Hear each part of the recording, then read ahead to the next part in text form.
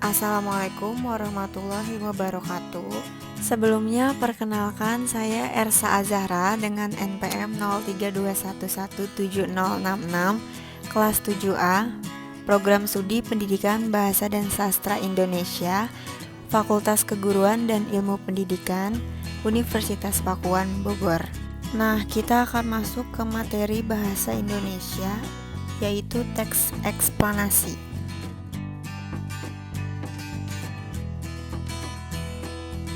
Teks eksplanasi adalah teks yang menjelaskan hubungan logis dari beberapa proses yang menerangkan atau menjelaskan bagaimana suatu fenomena alam maupun sosial terjadi.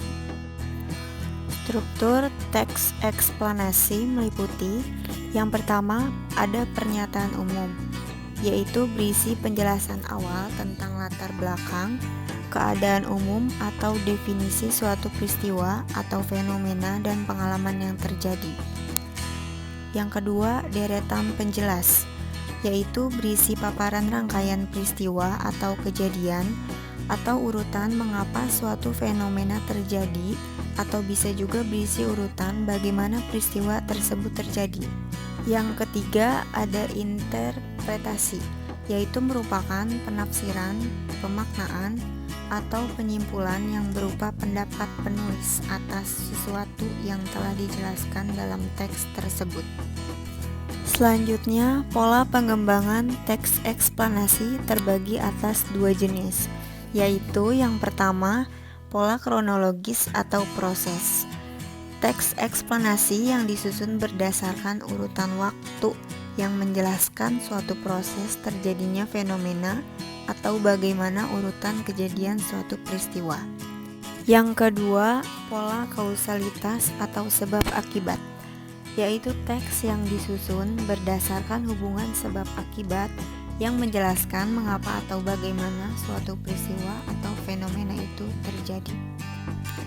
Selanjutnya, ciri-ciri teks eksplanasi. Berdasarkan berbagai penjabaran yang telah disampaikan sebelumnya, dapat ditarik kesimpulan bahwa ciri-ciri teks eksplanasi adalah sebagai berikut. Yang pertama, strukturnya terdiri atas pernyataan umum atau gambaran awal tentang apa yang disampaikan. Ada deretan penjelas atau inti penjelasan apa yang disampaikan, dan interpretasi atau pandangan simpulan. Yang kedua, memuat informasi berdasarkan fakta atau biasa disebut informasi faktual. Yang ketiga, faktualnya memuat informasi yang bersifat keilmuan, misalnya tentang sains.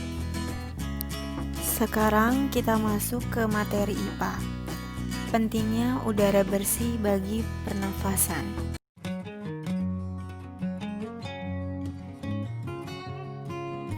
Saya sudah memberikan contoh teks 1, bisa dibaca dan saya beri waktu beberapa menit untuk membaca.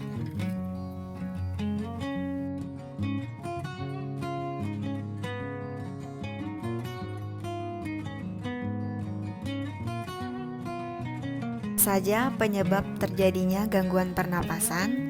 Berikut faktor-faktor penyebab gangguan pernapasan. Yang pertama, faktor fisik, yaitu adanya kelainan pada organ pernapasan dapat menyebabkan gangguan pernapasan. Misalnya, pada bayi terlahir dini atau prematur, organ pernapasannya mungkin belum sempurna sehingga memerlukan alat bantu pernapasan. Yang kedua, faktor penyakit, yaitu banyak penyakit menyebabkan gangguan pada pernapasan. Misalnya influenza, asma, bronkitis, emfisema, dan kanker paru-paru. Selanjutnya ada contoh teks 2, bisa diperhatikan. Saya beri waktu untuk membacanya selama 1 menit.